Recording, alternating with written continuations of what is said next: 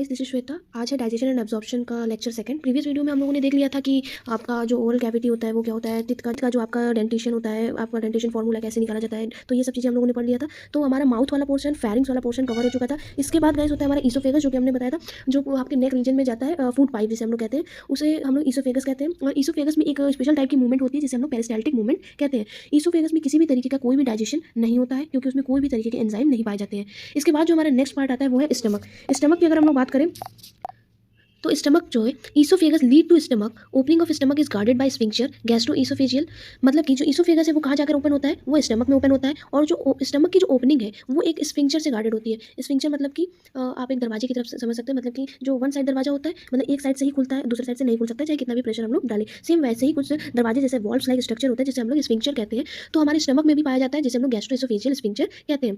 तो जैसे ईसोफेगस की ओपनिंग होती है स्टमक में, तो उससे पहले पड़ता है हमारा गैस्ट्रो ईसोफेजियल स्फिंक्टर। तो उससे क्या होता है, ईसोफेगस से फूड तो हमारा जो है इसमें स्टमक में जा सकता है, लेकिन स्टमक से वापस ना पलटे, इसके लिए स्फिंक्टर लगा हुआ रहता है। Stomach is divided into 3 part. Stomach जो है वो 3 पार्ट में डिवाइडेड रहता है। पहला है कार्डियक, दूसरा है फंडिक और तीसरा है पाइलोरिक। इसको हम लोग डायग्राम में अच्छे से समझ सकते हैं। ये देखिए, ये जो स्ट्रक्चर है ये है स्टमक का, ये ईसोफेगस की ओपनिंग है। तो हमने बताया था स्फिंक्टर के बारे में, तो स्फिंक्टर यहाँ पर इस एरिया पे स्फिंक्टर प्रेजेंट होता है, जिसका क्या नाम होता है, गैस्ट्रो ईसोफेजियल स्फिंक्टर।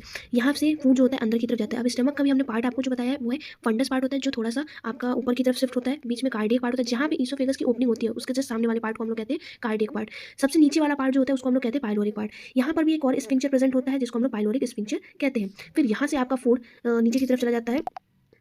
यहाँ से आपका फूड नीचे की तरफ चला जाता है ड्यूडेनम में। तो ये आपका जो पोर्शन है ये सुपीरियर पोर्शन ऑफ ड्यूडेनम है। तो ये पूरा कंप्लीट स्ट्रक्चर है आपका स्टमक का।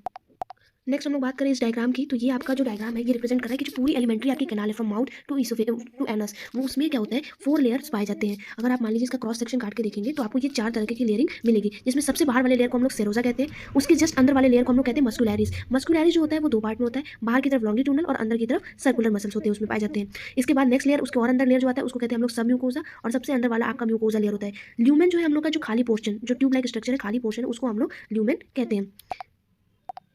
The wall of alimentary canal from oesophagus to rectum consist of 4 layer. हमने जैसे कि अभी आपको डायग्राम में दिखाया, ईसोफेगस से लेकर रेक्टम तक में जो पूरी वॉल गई हुई है वो 4 लेयर से बनी हुई है। सबसे बाहर वाला लेयर जो हमने सेरोजा बताया था, it is the outer most layer made up of squamous epithelium and areolar connective tissue. जो सबसे बाहर वाली लेयर है जिसका नाम सेरोजा है, वो किससे बनी हुई है, स्क्वैमस एपिथेलियम और एरियोलर कनेक्टिव टिश्यू से बनी हुई होती है। सेकंड जो लेयर है हमारा muscularis, it is composed of outer longitudinal, हमने जैसे कि आपको डायग्राम में दिखाया था, बाहर की तरफ ये लॉन्गिट्यूडनल मसल्स होते हैं इसमें, और अंदर की तरफ सर्कुलर मसल फाइबर पाए जाते हैं। Muscles fibres are smooth and have network of nerve cells. इनके बीच में क्या होता है, जो आपका मस्कुलैरिस लेयर है इनके पास नर्व सेल्स भी पाए जाते हैं, और जो मसल्स फाइबर होते हैं वो स्मूथ होते हैं।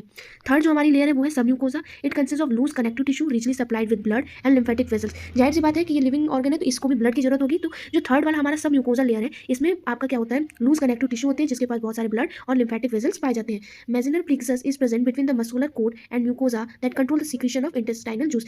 मेजिनल प्लेक्सस आपका नर्व्स का ही एक गुच्छा होता है, मतलब नर्व्स के नेटवर्क की को हम लोग मेजिनल प्लेक्सस कहते हैं, जो कि प्रेजेंट होता है मस्कुलर कोट की और म्यूकोसा के बीच में। और इसका फंक्शन क्या होता है कि कंट्रोल करता है कि इंटेस्टाइनल सीक्रेशन करने में, मतलब जो भी एंजाइम का सीक्रेशन करना है उसका कंट्रोल कौन करता है, मेजिनल प्लेक्सस करता है।